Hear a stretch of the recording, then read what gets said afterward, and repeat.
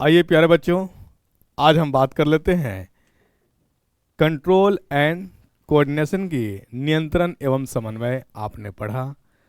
इसमें नियंत्रण एवं समन्वय में जो रोल आएगा, रोल है इंडोक्राइन ग्लैंड की, हार्मोन की, मस्तिष्क की, मतलब नर्वस सिस्टम की, तंत्रिका तंत्र की बात आएगी यहाँ पे। देखिए, कंट्रोल कहते हैं किसको है? देखिए, कंट्रोल और नियंत्रण। आप एक सिंपल सा साधारण मैं बता दूं कि आप ऑन रोड पे हैं, रोड पे चल रहे हैं और आप आगे हैं, आपके पीछे बाइक आ रही है, कोई फोर व्हीलर है, हॉर्न मारती है और आप थोड़ी रोड के मतलब कार के क्रॉस करने के ठीक आप स्लाइडली में है, मतलब कार आगे तक जाएगी तो आपको टच होने की संभावनाएं है। हॉर्न मारती है तो क्या आप उछल करके रोड पे चले जाते? नहीं। हॉर्न मार कार का आप सुनते हैं तो और क्या होते? अलर्ट होते हैं और अलर्ट होकर के साइड होते हैं।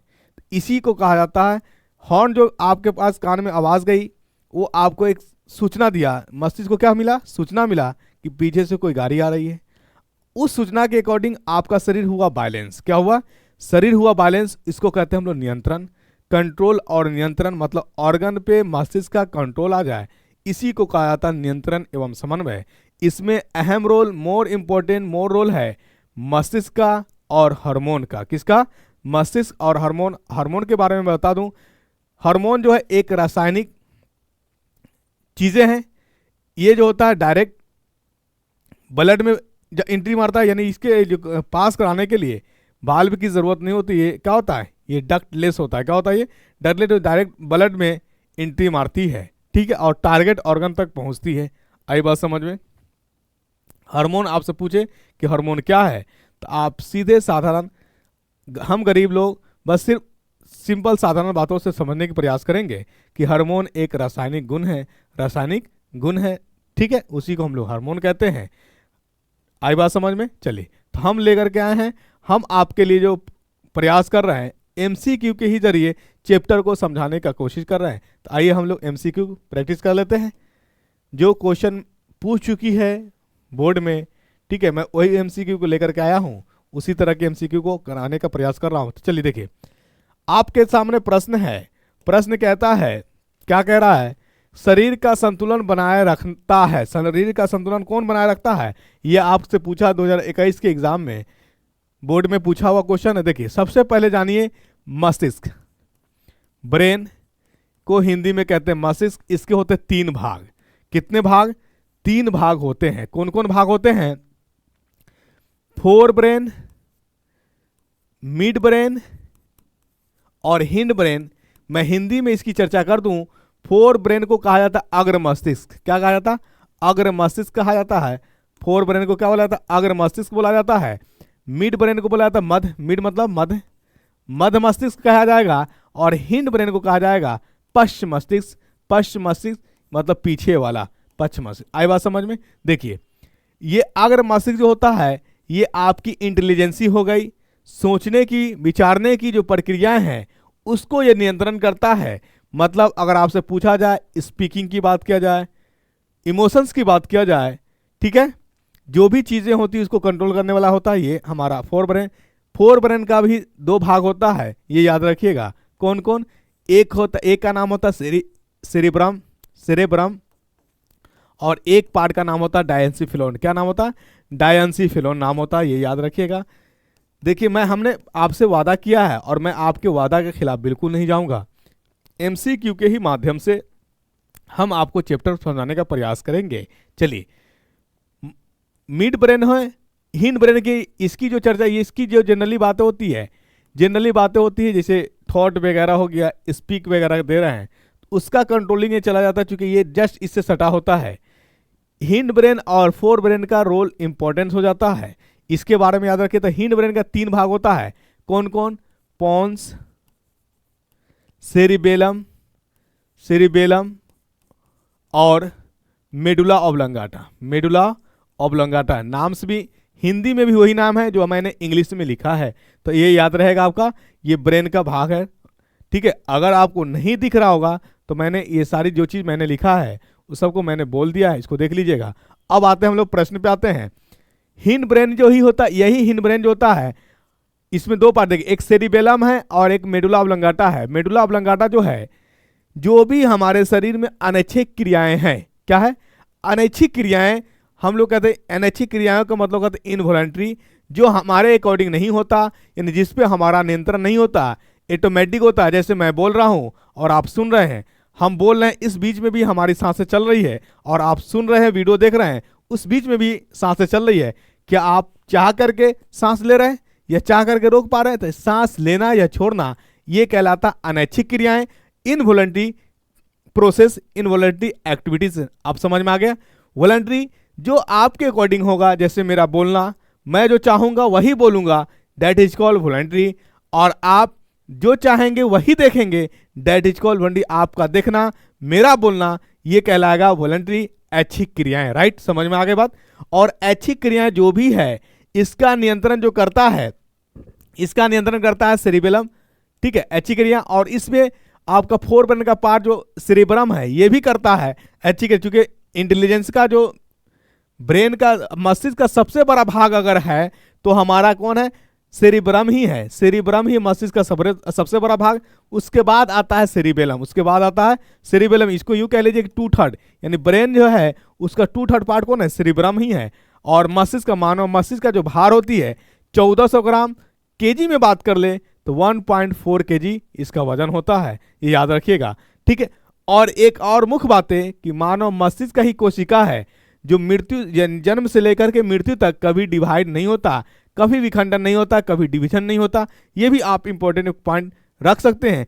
अगर आप कल्पना करते हैं, आप चाहते हैं कि हम थोड़ा बोर्ड के अपर लेवल में जा करके और कोई जो कंपटीशन एग्जाम होती है, या बीएचयू की बात कर ले, एमयू की बात कर ले, जिस एग्जाम की आप तैयारी करना चाहते हैं, तो उस सब पॉइंट के लिए भी आप देखते जाएंगे वीडियो। सिर्फ बोर्ड ही क्लियर नहीं होगा, आपकी क्लास 10th लेवल तक जो भी एग्जाम आप देना चाहेंगे, जिस एग्जाम को फेस करना चाहेंगे, वो सबको कवर करते हुए चला जाएगा। जो भी हमारा वीडियो जाएगा बिल्कुल कंसेप्चुअली होगा, हर टॉपिक को टच करते हुए हर कंसेप्ट को क्या करेगा? विस्तार से समझाने का प्रयास करेगा। तो अब यहां तक समझ में आ गई बात? तो सेरिबेलम जो होता है ये करता है हमारे शरीर का संतुलन बनाए रखता है, बॉडी कंट्रोल करता है। और मेडुला ऑब्लंगाटा जो है, मेडुला ऑब्लंगाटा, ये हमारे शरीर का जो भी अनैच्छिक क्रियाएं हैं, जैसे सांस लेना, हार्टबीट का धड़कना यानी दिल का धड़कना, ब्लड प्रेशर का मेंटेन होना, ये सारी चीजें अनैच्छिक क्रियाएं हैं। और ये सारी चीजों को कंट्रोल करता है मेडुला ऑब्लंगाटा। जैसे कभी आप देखे होंगे वोमिटिंग हो गया, उल्टी वगैरह, तो उल्टी का भी जो कंट्रोल करने वाला है मेडुला ऑब्लंगाटा है। अगर ये नहीं रहे तो उल्टी कंट्रोल नहीं होगा, और जब उल्टी हो रहा हो तो लगातार होते रहेगा, जिसके कारण इंसान की क्या हो, मनुष्य की मृत्यु भी हो सकता है। तो ये सारी चीजें याद रखिएगा। अब आपको आई होप कि ये आप आंसर खुद कर पाएंगे। क्या कर पाएंगे? इसका पहला प्रश्न क्या है? शरीर का संतुलन बनाए रखता है कौन सा? सेरिबेलम। कौन बनाए रखता है? सेरिबेलम बनाए रखता है, यानी 1 नंबर आंसर ए हो जाएगा। आई बात समझ में? चलिए आइए अगला प्रश्न में। मानव शरीर की सबसे लंबी कोशिका, यहां पे मैं थोड़ा वो होल्ड करूंगा। अगर आपसे पूछ रहा है कि सबसे बड़ी कोशिका एनिमल में किसमें पाया जाता है, तो सबसे बड़ी कोशिका शुतुरमुर्ग का अंडा है, ऑस्टिक एग है।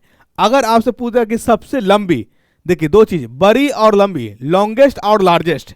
लॉन्गेस्ट की बात किया जाएगा तो नर्व कोशिका है, लार्जेस्ट की बात किया जाएगा तो ओस्टिस एग है, शुतुरमुर्ग। अगर ह्यूमन की बात कर लिया जाए, ह्यूमन के अंदर बात कर लिया जाए, तो अगर पूछा जाए कि सबसे बड़ी कोशिका, मानव के अंदर सबसे बड़ी कोशिकाएं कौन है और मानव के अंदर सबसे लंबी कोशिकाएं कौन है, तो मानव के अंदर सबसे लंबी कोशिकाएं नर्व कोशिकाएं हैं, न्यूरॉन है, और सबसे बड़ी कोशिकाएं फीमेल एग है। क्या है?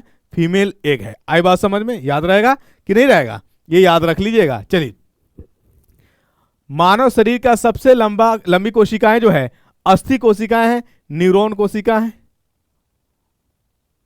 ठीक है, आई बात समझ में? सॉरी, अस्थि कोशिका यानी बोन लिखा है, न्यूरॉन होगा। आंसर क्या हो जाएगा? 2 का C number is the correct answer. ये नहीं होगा, यानी आपका मानव शरीर की सबसे लंबी कोशिका कौन है? न्यूरॉन है। आइए अगला प्रश्न में। मानव मस्तिष्क का औसत भार कितना होता? मैंने अभी आपको बताया, ग्राम में बात करेंगे तो 1400 ग्राम, केजी में बात करेंगे तो 1.4 केजी। ये आपका करेक्ट आंसर हो जाएगा। चलिए आइए अगला प्रश्न पे। चौथा नंबर क्वेश्चन कह रहा है, तंत्रिका तंत्र की रचनात्मक एवं क्रियात्मक इकाई होता है। मतलब नर्वस सिस्टम की स्ट्रक्चरल फंक्शनल यूनिट को क्या कहते हैं? तो उसको हम लोग कहते हैं न्यूरॉन्स कहते हैं। क्या कहते हैं? न्यूरॉन्स कहते हैं। और यहीं पे बात कर लिया जाता, structural function of life is called, उसको हम लोग कहते हैं सेल। यानी जीवन की इकाई, क्रियात्मक और संरचनात्मक इकाई को हम लोग कहते हैं कोशिका। और न्यूरॉन में हमारे पास जो होता है तंत्रिका तंत्र की रचनात्मक एवं क्रियात्मक इकाई को हम लोग न्यूरॉन्स कहते हैं। आई बात समझ में? चलिए, निम्न में से कौन सा अंग संवेदनग्राही नहीं है? देखिए, संवेदनग्राही को बोला जाता है रिसेप्टर। जैसे मान लिया जाए आपको कोई चीज चुभा, मसल्स पे टच किया, तो ये संवेदनशील है, यानी आपको ये फील कराएगा कि आपको कुछ कर रही है।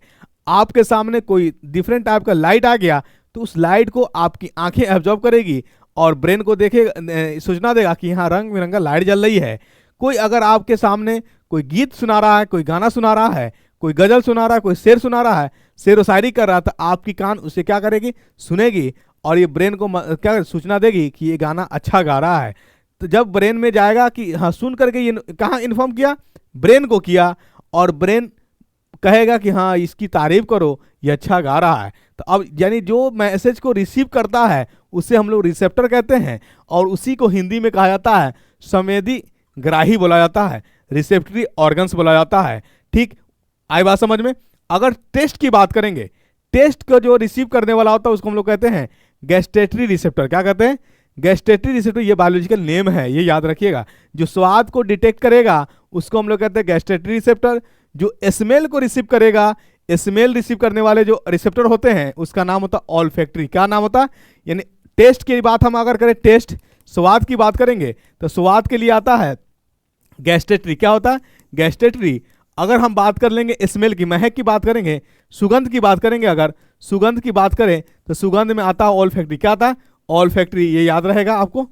अगर लाइट की बात करेंगे, प्रकाश की बात करते हैं हम, अगर प्रकाश की बात करेंगे तो प्रकाश के लिए जो रिसीवर होता है उसका नाम होता है फोटो रिसेप्टर। क्या होता है? Photo receptor. तो फोटो रिसेप्टर कौन हो गया आपका? आई हो गया। क्या हो गया? आई हो गया। आई बात समझ में? चलिए, यहां तक समझ में आ गई। तो वही चीज आपके पास है कि कहने कान, कुछ आप सुनते हैं, सॉन्ग सुनते हैं, गाना सुनते हैं, कुछ भी सुनते हैं, तो ये कान आपका ये फील कराता है, आनंद दिलाता है कि अच्छा गा रहा है। आंख, अगर रंग बिरंगा आदमी दिख रहा है, रंग बिरंगा फूल दिख रहा है, तो आप बहुत भावुक हो जाते हैं, बहुत इंजॉय करते हैं, क्योंकि ये बहुत अच्छा, क्या कहते हैं, सुंदर दिख रहा है। राइट। चलिए, नाक, जो अगर मान ले कि अचानक से कहीं गए और नाला नजर आ गया, तो नाला वहां पे क्या होता है? कोई नहीं कहता कि आप नाक बंद कर लो, ऑटोमेटिक आपकी क्या होती है? हाथ नोच के पास जाती है, क्योंकि वो जो स्मेल है, उस स्मेल के आपका ब्रेन कह देगा क्या कि इसे हमको पसंद नहीं है, इसे मत आने दो मेरे पास। ठीक है। चलिए, तो ये सब आपके पास रिसेप्टर ऑर्गन है। बट दिमाग जो है ये तो मैसेज का क्या करता है? कंट्रोल, रिप्लाई करने वाला है, ये रिसीव नहीं करता। इसके पास जो चीज जाएगा उसके अकॉर्डिंग ये रिप्लाई करेगा। तो ये आपका रिसेप्टरी ऑर्गन नहीं है। बाकी जो भी ऑप्शन था आपके पास, ये रिसेप्टर ऑर्गन था। राइट, समझ में आ गई बात? अगला प्रश्न पे आते हैं हम लोग। मेरुरज्जु निकलता है, तो मेरुरज्जु जो है, मेरुरज्जु का है, इसका जो मेडुला ऑब्लंगाटा का पार्ट है, किसका पार्ट है? मेडुला ऑब्लंगाटा से ये नहीं कनेक्टेड ब्रेन, जो मेरुरज्जु स्पाइनल कॉर्ड देख रहे हैं, ये पीछे देख रहे हैं, इसी स्पाइनल कॉर्ड में क्या होता है? बोन मैरो होता है। उसी बोन मैरो को हम लोग हिंदी में मेरुरज्जु कहते हैं, और ये कनेक्टेड होता है पॉन से। किससे कनेक्टेड होता है? पॉन से कनेक्टेड होता है। ठीक है, ये याद रखिएगा, पॉन से। परम मस्तिष्क, ये फोर ब्रेन की बात है, तो फोर ब्रेन में मेरुरज्जु नहीं आएगा। अनुमस्तिष्क, ये अग्र मस्तिष्क यानी पश्च मस्तिष्क का ही भाग है, तो इसी में पश्च मस्तिष्क में 3 भाग होता था।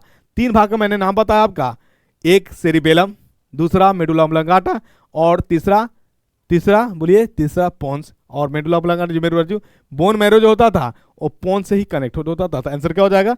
6 का C number is the correct answer. आइए अगला प्रश्न पे आते हैं हम लोग।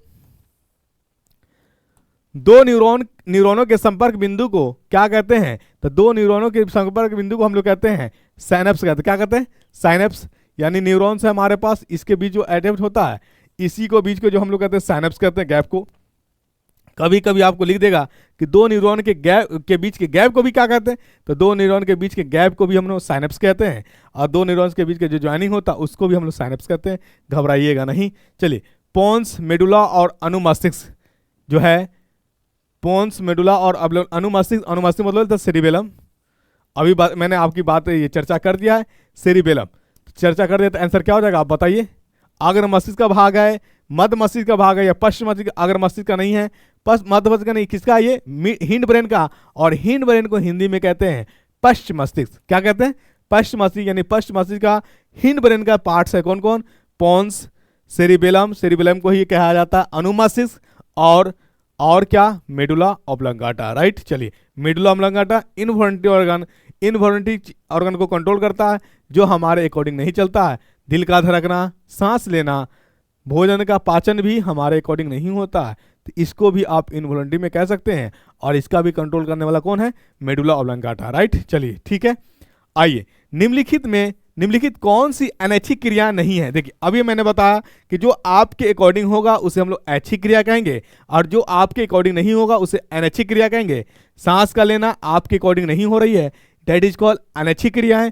बोलना आपके अकॉर्डिंग हो रही है, ऐच्छिक क्रियाएं। टहलना आपके अकॉर्डिंग हो रही है, ऐच्छिक क्रियाएं।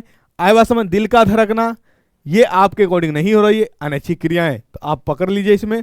जमुआई आना, आप नहीं चाह रहे हो कि जमुआई आए, या आप नहीं चाह रहे कि यो जो क्या कहते हैं उसको, अमुआई टाइप का होता है जिससे नींद से उठते हैं तो माउथ खुलता है, उसको हम लोग क्या कहते हैं? योमी टाइप का, ठीक है ना। तो वो चीज़ नहीं है, तो ये चीज़ भी आएगा, तो ये सब कहलाएगा अनैच्छिक। देखिए, वमन उसी को बोला जाता है जो आपका मिचलिटी टाइप का आता है। लार का आना, सलाइवा, ये आप नहीं चाहते लेकिन फिर भी आएगा। हृदय का धड़कना, ये सब अनैच्छिक क्रियाएं, इनवॉलंटरी है। आपसे पूछा कि नहीं है, तो चबाना, आप चिंगम चबाते हो, फिर किसी को देखते हो तो आपका चबाना बंद हो जाता है, इसका मतलब चबाना आपके अकॉर्डिंग हो रहा है। मन फ्री हो रहा है तो चिंगम चबा रहे हो, जब कोई आ रहा है तो आप चिंगम को रोक ले रहे हो, इसका मतलब ये आपके अकॉर्डिंग चबाने का प्रक्रिया आपके अकॉर्डिंग हो रही है। इसी को हम लोग कहते हैं ऐच्छिक क्रियाएं, इसको कहते हैं हम लोग चबाना, हमारा ऐच्छिक क्रियाएं हैं। आइए अगला प्रश्न पे आते हम लोग। मस्तिष्क का कौन सा भाग शरीर की स्थिति तथा संतुलन का अनुरक्षण करता है? तो हमने अभी बताया आपको कौन सा भाग, पश्चिम मस्तिष्क। पश्चिम मस्तिष्क में कौन सा? सेरिबेलम। सेरिबेलम को ही हम लोग बोलते हैं अनुमस्तिष्क। क्या बोलते हैं? अनुमस्तिष्क। और अनुमस्तिष्क आपका करेक्ट आंसर हो जाएगा।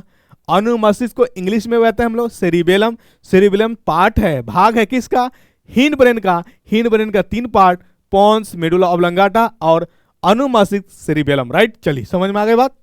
आइए अगला प्रश्न पे आते हैं, 11 नंबर। दो तंत्रिका कोशिका के मध्य खाली स्थान को कहते हैं, और ये चीज मैंने आपको बताया। क्या बताया?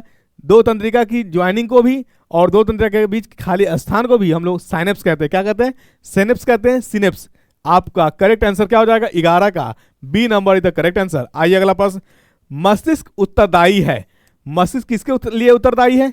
सोचने के लिए, हृदय संपंदन के लिए, और शारीरिक संतुलन के लिए। देखिए, सोचने के लिए भी है, थिंकिंग के लिए, थिंकिंग है जो हमारा डेवलप करता है, फोर ब्रेन करता है, अग्र मस्तिष्क, उसका कौन सा भाग? सेरिब्रम। देखिए, एक है सेरिबेलम और एक है सेरिब्रम। सेरिब्रम फोर ब्रेन का पार्ट है और सेरिबेलम हिंड ब्रेन का पार्ट है। सेरिब्रम फोर ब्रेन बोले तो इंग्लिश में, हिंदी में बोले तो अग्र मस्तिष्क, और अगर हम हिंड ब्रेन की बात करें तो हिंदी एक में बोला जाता है पश्चिम मस्तिष्क। याद रहेगा। चलिए, तो पश्चिम मस्तिष्क का होता है सेरिबेलम और अग्र मस्तिष्क का होता है सेरिब्रम, राइट। चलिए, ये तीनों के लिए, सभी के लिए कारगर है, तो आंसर क्या हो जाएगा इसका? 12 का D number is the correct answer. आइए अगला प्रश्न में। तंत्रिका तंत्र की संरचनात्मक एवं क्रियात्मक इकाई को क्या कहते हैं? और इसका आप आंसर करोगे, क्योंकि ये बार बार मैं बता चुका हूं। अगर आपको लगता है कि नेफ्रॉन होगा, नेफ्रॉन बाबू किडनी के लिए है, ये गलती नहीं करिएगा। किडनी यानी वृक्क की संरचनात्मक इकाई को हम लोग कहते हैं नेफ्रॉन, और न्यूरॉन कहते हैं हम लोग तंत्रिका तंत्र का। तो आंसर हो जाएगा इसका ए। मैंने चाहा था कि आपका कमेंट करके हम आंसर मंगवाएं, लेकिन हाल ये है कि कमेंट करके कोई बताता ही नहीं है। भले उसको, ठीक है आपको आ रहा है, लेकिन आदेश का पालन भी करिए, थोड़ा एक अनुशासन में भी आइए, डिसिप्लिन को भी मेंटेन करिए। अगर बोला गया कि इसका आंसर कमेंट करके जरूर करिए तो जरूर करिए, ताकि अच्छा लगेगा। आई बात समझ में? ये आपके हित के लिए कहा जा रहा है। अगला प्रश्न पे आते हैं हम लोग। अगला प्रश्न है आपका, क्या है? निम्नांकित में कौन पादप हार्मोन नहीं है? देखिए, पादप हार्मोन मैं आपको बता दूं कि पादप में नियंत्रण, कंट्रोल और नियंत्रण जो है उसमें नहीं, क्योंकि उसमें मस्तिष्क नहीं होता है। वहां जो रोल होता है, उसमें जो रोल आता है सिर्फ हार्मोन का रोल होता है। किसका रोल होता है? हार्मोन का रोल होता है। और पादप हार्मोन जो पादप कहते हैं पौधा, पादप से जो निकलने वाला हार्मोन होता है उसे हम लोग पादप हार्मोन कहते हैं। ठीक है, चलिए निम्नलिखित में से कौन पादप हार्मोन नहीं है? तो एथिलीन पादप हार्मोन है, साइटोकाइनिन पादप हार्मोन है, ऑक्सिन पादप हार्मोन है, और ऑक्सीटोसिन नहीं है पादप हार्मोन, पादप हार्मोन नहीं है। देखिए साइटो, यहीं पे हम आपको याद दिला दें, जिबरेलिन्स और एब्सिसिक एसिड्स, एब्सिसिक एसिड जो है एसिड, ये भी आपका पादप हार्मोन है। यानी कुल मिलाकर के पादप हार्मोन आपके हैं 5। कौन कौन? इथिलीन, साइटोकाइनिन, ऑक्सिन, जिबरेलिन और एब्सिसिक एसिड्स, ये 5 है। जिसमें से एथिलीन जो होता है ये फलों को पकाने का काम करता है, ये गैसीय हार्मोन है। एथिलीन क्या है? गैसीय हार्मोन। अगर आपसे पूछ दिया जाए कि आर्टिफिशियल रूप से जो फलों को पकाया जाता है, कृत्रिम रूप से फल को जो पकाने वाला गैस है, कृत्रिम रूप से मतलब आर्टिफिशियल, वो गैस है हमारा इथिलीन। क्या है? इथिलीन है। और फलों में ये गैस नेचुरल वे में जब जाता है तो फल अपने मन से पकता है एक समय के आने के बाद। ठीक है, चलिए तो आंसर क्या हो जाएगा इसका? ऑक्सीजन मैंने बता दिया कि पादप में पूछे आपसे कि कितने हार्मोन, तो 5 हार्मोन याद रखिएगा, नाम आप याद रख लीजिए, एथिलीन, साइटोकाइनिन, ऑक्सिन, जिबरेलिन और एब्सिसिक एसिड्स। ठीक है, चलिए बीजांड की ओर पराग नलिका की वृद्धि का कारण होता है। देखिए पराग नलिका पोलन ग्रेन, और पोलन ग्रेन एक केमिकल सब्सटेंस है। क्या है? पोलन ग्रेन कैसा है? केमिकल सब्सटेंस, रासायनिक चीजें हैं, रासायनिक है। और मैं यहां पे हर चीज के बारे में बता दूं। देखो प्लांट्स में ट्रोपिज्म को कहते हैं हम लोग मूवमेंट, जो जिस तरफ मूवमेंट करेगा उसका उससे नाम आएगा।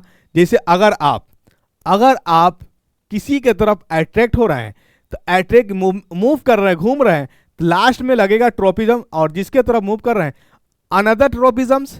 अगर इसी में आप पानी की तरफ मूव कर रहे हैं तो हाइड्रोट्रोपिज्म हो जाएगा। अगर लव की तरफ मूव कर रहे हैं लव ट्रोपिज्म कहलाएगा। ये आपके अकॉर्डिंग आप जिस तरफ मूव करेंगे, मूवमेंट को इंग्लिश में कहा जाता है ट्रोपिज्म। ठीक है, अगर आप पानी की तरफ मूव करेंगे, पानी की तरफ, तो पानी को बोला था हाइड्रो, ऐड हो जाएगा ट्रोपिज्म, ये बोलेगा हाइड्रोट्रोपिज्म बोलेगा। क्या बोलेगा? हाइड्रोट्रोपिज्म। आई बात समझ में? अब प्लांट्स की हम बात करेंगे, पौधा की बात करेंगे, तो देखिएगा पौधा में रूट्स होता है, तो रूट्स किधर होता है? तो रूट्स होता है जमीन की तरफ, तो उसको कहते हैं ग्रेविटोट्रोपिज्म। क्या बोलेंगे उसको? गुरुत्वानुवर्तन इसको बुलाता है, ग्रेविटोट्रोपिज्म जिसको बोलेंगे। आई बात समझ में? अब देखेंगे प्लांट्स यानी कुछ पौधे पानी में भी होता है, तो उसका रूट्स पानी के अंदर होता है। इसका मतलब रूट्स किधर गया? पानी की तरफ गया। तो आप बोल सकते हैं कि इसका रूट का मूवमेंट किधर हुआ है? पानी की तरफ हुआ है। तो पानी को कहते हैं हाइड्रो और मूवमेंट को कहते हैं ट्रोपिज्म। मतलब पानी रूट का जो मूवमेंट हुआ है पानी की तरफ, दैट इज कॉल्ड हाइड्रोट्रोपिज्म। क्या कहलाएगा? ये हाइड्रोट्रोपिज्म कहलाएगा। आई बात समझ में? जिसका यानी जड़ का घुमाव, जड़ का मूवमेंट पानी की तरफ हाइड्रोट्रोपिज्म, जड़ का मूवमेंट मिट्टी की तरफ उसको कहेंगे गुरुत्वानुवर्तन। और अगर पत्ती का कोई भाग है, उसका मूवमेंट, उसका गतिशील, उसका झुकाव प्रकाश की ओर है, तो उसे हम लोग कहेंगे फोटोट्रोपिज्म। क्या कहेंगे?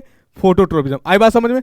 आपसे पूछा बीजांड, तो बीजांड में है केमिकल यानी परागकण, यानी बीजांड हम लोग कहते हैं किसको? ओव्यूल्स को। उसके तरफ परागकण का मूवमेंट होगा, तो परागकण है एक रासायनिक सब्सटेंस, उसका मूवमेंट कहलाएगा केमोट्रोपिज्म। क्या कहलाएगा? केमोट्रोपिज्म। यानी परागकण का मूवमेंट होना बीजांड की ओर, ओव्यूल्स की तरफ, उससे हम लोग कहते हैं केमोट्रोपिज्म। चलिए मैं देखिए एक एक चीज को स्ट्रेस दे करके बता रहा हूं, सुनने के बाद फिर से इस चैप्टर में कोई कंफ्यूजन नहीं रहेगा। ये ज्ञान घर की तरफ से बोला जा रहा है, और ज्ञान घर का मतलब ज्ञान घर यूट्यूब चैनल, नॉट मैं तो एक तुच्छ प्राणी हूं, बस लिटिल नॉलेज है आप तक, बस आपको जो हमसे हो सकता है हम आपको बताने का प्रयास करते हैं। ज्ञान घर यूट्यूब चैनल आपके हितकारी का काम कर रहा है, और ज्ञान घर आपके लिए बहुत बेहतर सोच रहा है। इसको हल्के में ना लीजिए, एग्जाम से पहले जरूर देखिएगा, अच्छा लगे लाइक भी कीजिएगा, दोस्तों तक शेयर भी करिएगा।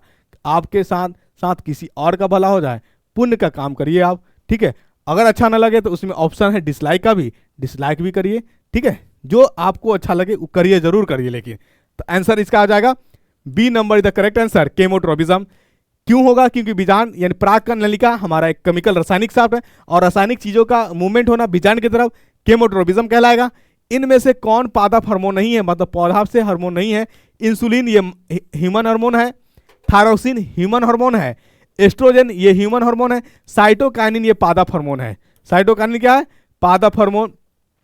ठीक है, चलिए, पादपों में पाए जाने वाला वृद्धि हार्मोन निम्न में से कौन सा है? तो वृद्धि हार्मोन इसमें से जो है जिब्रेलिन को हम लोग वृद्धि हार्मोन कहते हैं, ग्रोथ हार्मोन के नाम से जानाता है जिब्रेलिन को। तो आंसर क्या हो जाएगा? 4 का ए नंबर आंसर हो जाएगा। चलिए अगला प्रश्न पे आते हैं हम लोग।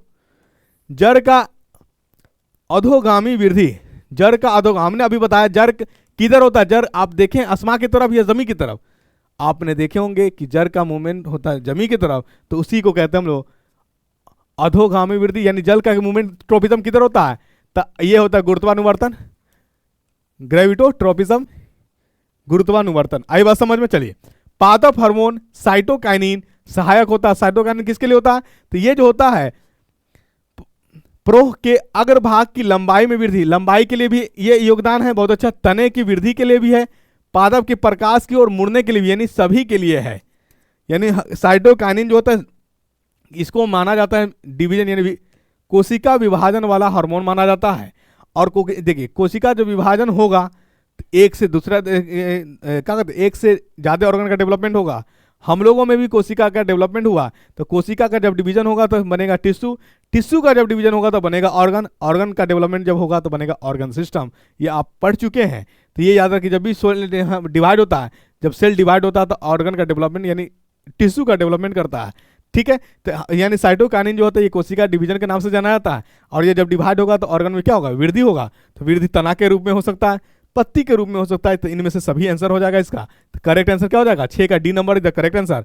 अगला प्रश्न में आते हैं हम लोग, कौन सा पादप हार्मोन पत्तियों के मुरझाने के लिए उत्तरदायी है? तो पत्तियों को मुरझाने के लिए उत्तरदायी है आपका साइटोकाइनिन, सॉरी साइटोकाइनिन नहीं, एब्सिसिक एसिड बोला जाता है इसको। क्या बोला जाता है? एब्सिसिक एसिड को पत्तियों को मुरझाने वाला हार्मोन कहा जाता है।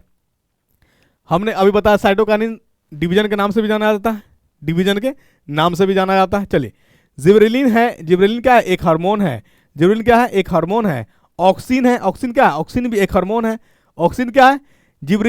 जिब्रेलिन और जो है ऑक्सिन है, ये सब पादप हार्मोन है, प्लांट्स हार्मोन है, पादप हार्मोन का उदाहरण है। तो पादप हार्मोन का उदाहरण कौन का देख लीजिए। तो इसके लिए आपको सब चीज पता होना चाहिए। पेप्सिन, पेप्सिन प्रोटीन को पचाने वाला क्या कहते हैं? एंजाइम्स है। एडिनल जो है ग्रंथि है, हार्मोन नहीं है। ऑक्सिन ये हार्मोन है, ये पौधा में पाया जाता है।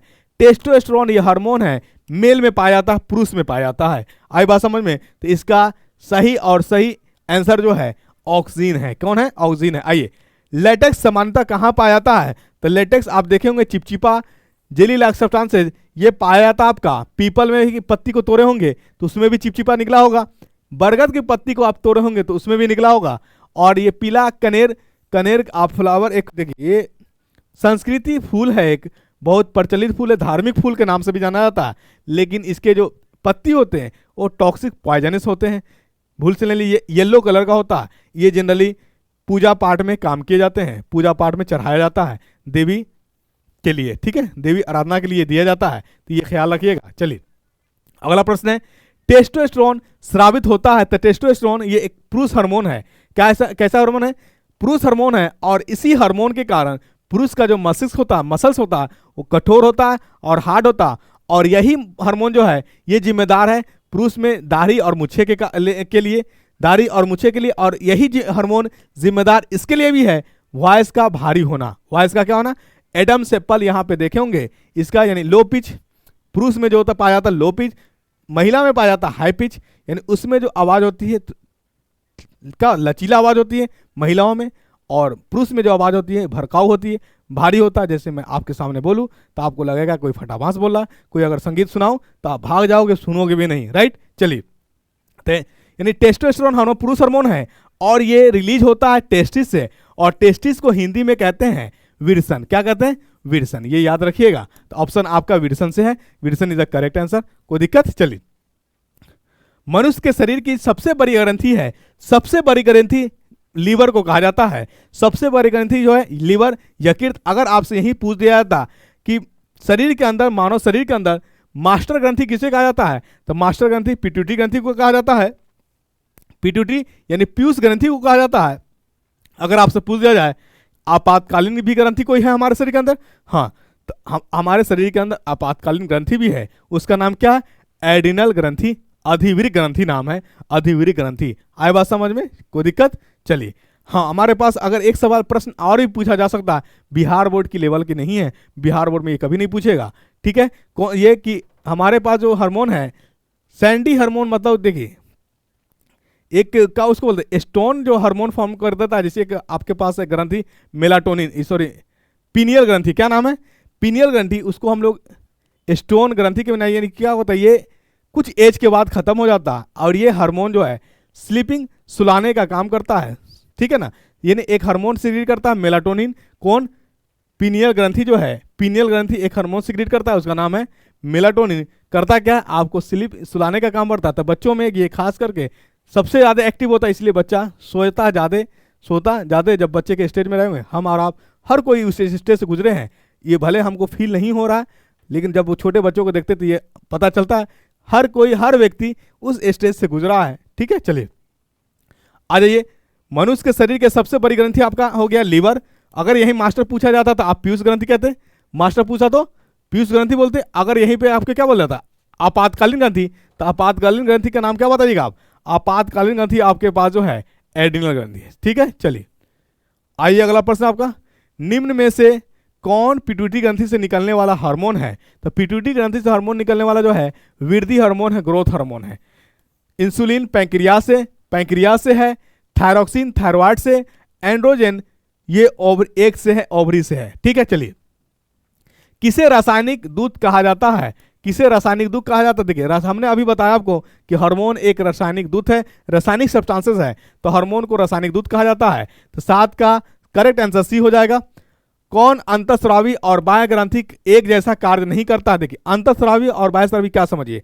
अंतःस्रावी उसको कहते हैं, इंग्लिश में बात करें इंडोक्राइन, ठीक है। बाह्यस्रावी मतलब एक्सोक्राइन, एक्सोक्राइन यानी बाह्यस्रावी जो होता है ये एंजाइम सिक्रीट करता है, और अंतःग्राही जो होता है ये हार्मोन सिक्रीट करता है, ये याद रखिएगा, ठीक है। चलिए, तो ऐसा ग्रंथि जो हार्मोन भी सिक्रीट करता हो, एंजाइम भी सिक्रीट करता हो, उसी को हम लोग कहते हैं, क्या कहते हैं? मिक्स ग्रंथि, मतलब इंडो भी और एक्सो भी। जो सिर्फ और सिर्फ हार्मोन सिक्रीट करे उसे हम लोग कहते हैं अंतःस्रावी, अंतःग्रंथि मतलब इंडोक्राइन, और जो एंजाइम सिर्फ और सिर्फ एंजाइम सिक्रीट करता हो उसे हम लोग कहते हैं बाह्य ग्रंथि। कह रहा किसे रासायनिक दूध, यही तो हो गया आपका, कौन अंतःस्रावी और बाह्यस्रावी ग्रंथि के एक जैसा कार्य नहीं करता है? तो एक जैसा देखिए, अग्नाशय पैंक्रियाज जो है ये हार्मोन भी सिक्रीट करता है और एंजाइम भी सिक्रीट करता है, तो इसको हम लोग मिक्सो ग्रंथि कहते हैं, मिक्सो ग्लैंड के नाम से जाना जाता है, मतलब एंजाइम भी सिक्रीट किया और हार्मोन भी किया। पीयूष ग्रंथि जो है ओनली मात्र केवल और केवल हार्मोन ही सिक्रीट करता है। अंडाशय जो है हार्मोन भी सिक्रीट करता है और एंजाइम भी, विल्सन हार्मोन भी और एंजाइम भी, ये याद रखिएगा। तो आपके पास सिर्फ पिट्यूटरी ग्रंथि है, यानी केवल और केवल हार्मोन स्रावित करता है। चलिए, थायराइड ग्रंथि यानी 9 नंबर क्वेश्चन देखिए, थायराइड ग्रंथि से कौन सा हार्मोन निकलता है? तो थायराइड ग्रंथि से थायरोक्सिन हार्मोन निकलता है, थायरोक्सिन। और थायरोक्सिन के लिए, थायरोक्सिन हार्मोन के स्रावित के लिए आयोडीन तत्व इंपॉर्टेंट है, आयोडीन का होना जरूरी है, अनिवार्य है, ये याद रखिए। चलिए, तो आंसर क्या हो जाएगा? 9 का आंसर बी हो जाएगा, thyroxine is the correct answer. अगला प्रश्न पे आइए, इनमें से कौन अंतःस्रावी ग्रंथि नहीं है? हमने अभी बताया कि वह अंतःस्रावी ग्रंथि उसे कहेंगे जो सिर्फ और सिर्फ हार्मोन को स्रावित करेगा। अगर हार्मोन और एंजाइम दोनों स्रावित कर रहा है तो हमारा अंतःस्रावी ग्रंथि नहीं होगा। चलिए देखिए, पिट्यूटरी ग्रंथि, थायराइड, ये पिट्यूटरी, ये सब आपका क्या इंडोक्राइन है। विल्सन ये आपका इंडोक्राइन और एक्सोक्राइन दोनों है। यकृत लीवर ये आपका क्या है? यकृत आपका लीवर क्या है बताइए? अंतःग्रंथि ग्रंथि नहीं है। इंडोक्राइन हमारा क्या है? यकृत नहीं होगा। यकृत ये ओनली फॉर लीवर जो होता है ये एंजाइम सिक्रीट करता है, हार्मोन सिक्रीट नहीं करता है। तो आपका ये liver is the correct answer हो जाएगा। चलिए, ऑब्टू ग्रंथि को हम लोग कहते हैं थायराइड। ऑब्टू को ही क्या बोलते हैं हम लोग इंग्लिश में? थायराइड बोलते हैं। थायराइड या थायरोक्सिन हार्मोन बनाने के लिए क्या आवश्यक है? हमने अभी बताया कि थायराइड ग्रंथि जो है थायरोक्सिन हार्मोन रिलीज करता है और इसके लिए आयोडीन तत्व का जरूरी है। तो ऑप्शन में आयोडीन है क्या, देखिए सोडियम है, क्लोरीन है, फास्फोरस है, लेकिन इनमें से कोई नहीं। इसका मतलब हमारा आंसर इनमें से कोई नहीं होगा, क्योंकि इसके लिए कारगर कौन है, आयोडीन है, और आयोडीन ऑप्शन में आपको दिखता हुआ नजर नहीं आ रहा है। आई बात समझ में। चलिए आइए अगला प्रश्न पे आते हैं। इंसुलिन की कमी से होता है, देखिए इंसुलिन सिक्रीट करता है पैंक्रियाज, इंसुलिन और ग्लूकागन। पैंक्रियाज जो है, पैंक्रियाज को हम लोग अग्नाशय कहते हैं हिंदी में। अग्नाशय दो चीज सिक्रीट करता है, एक इंसुलिन और एक यानी एंजाइम भी सिक्रीट करता है और हार्मोन भी। तो एंजाइम जो है हमारे पास, एंजाइम कौन कौन है, एंजाइम जो आपके पास बाइल जूस है, पैंक्रेटिक जूस। हार्मोन की बात अगर करें तो इंसुलिन आपका एक हार्मोन है, और उस हार्मोन में भी प्रोटीन जैसा है, प्रोटीन है, और ग्लूकागन, ये दोनों हार्मोन है। हार्मोन है। इंसुलिन की कमी से डायबिटीज हो जाएगा, क्या हो जाएगा, डायबिटीज हो जाएगा, मधुमेह हो जाएगा। आई बात समझ में। चलिए तो इसका आंसर क्या हो जाएगा, इंसुलिन की कमी से कौन सा रोग होगा, तो मधुमेह होगा, डायबिटीज होगा। निम्नलिखित, अगला प्रश्न है ये 3 नंबर, निम्नलिखित में किसे बर्थ हार्मोन कहा जाता है। तो बर्थ हार्मोन के नाम से रिलैक्सिन हार्मोन को भी कहा जाता है, ये हेल्पिंग इन नेचर होता है। दूसरी ऑक्सीटोसिन हार्मोन, इसको भी बर्थ हार्मोन कहा जाता है। ऑक्सीटोसिन का मेन काम है यानी बेबी को डिलीवर आउट कराना, ठीक है, बर्थ कैनाल से। दूसरी बात, मिल्क का सिक्रीट करना, मिल्क का सिक्रीट करना मेमरी ग्लैंड में, मेमरी ग्लैंड में। आई बात समझ में। चलिए तो इसी को हम लोग कहते हैं ऑक्सीटोसिन। निम्नलिखित किसे बर्थ हार्मोन के नाम से जाना जाता है, ऑक्सीटोसिन को बर्थ हार्मोन के नाम से जाना जाता है। आइए अगला प्रश्न पे आइए।